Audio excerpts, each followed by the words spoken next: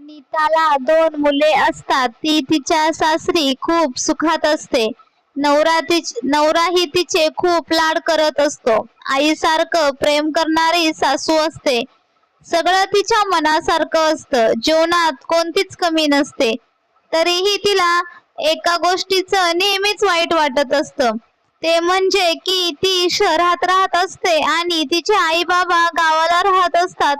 तिला वाईट याचं वाटत असतं की आई वडिलांना भेटण्यासाठी जायचं म्हटलं तर एक दिवस जातो जाण्यासाठी, आणि इतक्या सहजपणे ती लगेच आई वडिलांकडे जाऊ शकत नव्हती.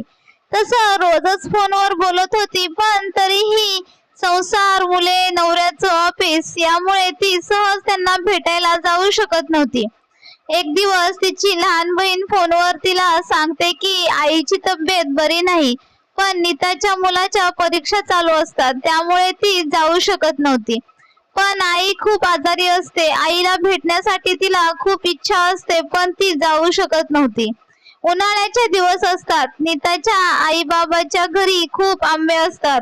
नीताला आंबे खूप आवडत असतात. प्रत्येक वर्षी माझ्या नीताला आंबे आवडतात म्हणून तिचे बाबा घेऊन येत असतात. त्यांना 2 दिवसही आराम भेटत नसतो. रोजची शेतीतील कामे करून थकलेलं शरीर रात्री अंग खाली टाकलं की झोपी जायचं. या वर्षी कसं जाऊ नीताला आंबे घेऊन, म्हणून तिच्या बाबांना वाईट वाटत असतं, कारण नीताच्या आईची तब्येत बरी नव्हती. एक दिवस असंच दुपार झालेली असते. नीता तिची सगळी कामं आवरून बसलेली असते. तेवढ्या दरवाजाची बेल वाजते. नीता विचार करते की एवढ्या उन्हात कोण बरं आला असेल. असं मनाला बोलून ती दरवाजा उघडायला जाते.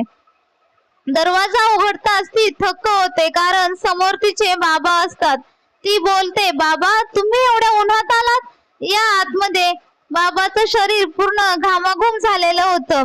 तहानेने घसा कोरडा पडलेला होता. ती बाबांना बसवते, त्यांना थंड पाणी प्यायला देते. ती विचारते, बाबा आई कशी आहे?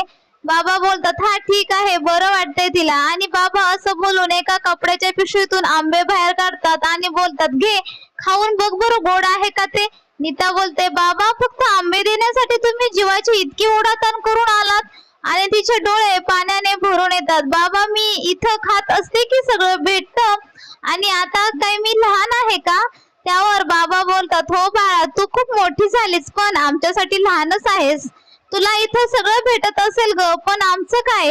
तुला आवडतं म्हणून तुझ्या आणि माझ्या आईच्या घशाखालून घास खाली जात नव्हता. घे खा तू बरं माझ्या समोर. असं बोलून बाबा स्वतःच्या हाताने तिला भरवतात. नीताचे डोळे पाण्याने डबडबलेले होते. ती बोलते, बाबा बसा, मी गरमागरम जेवायला करते.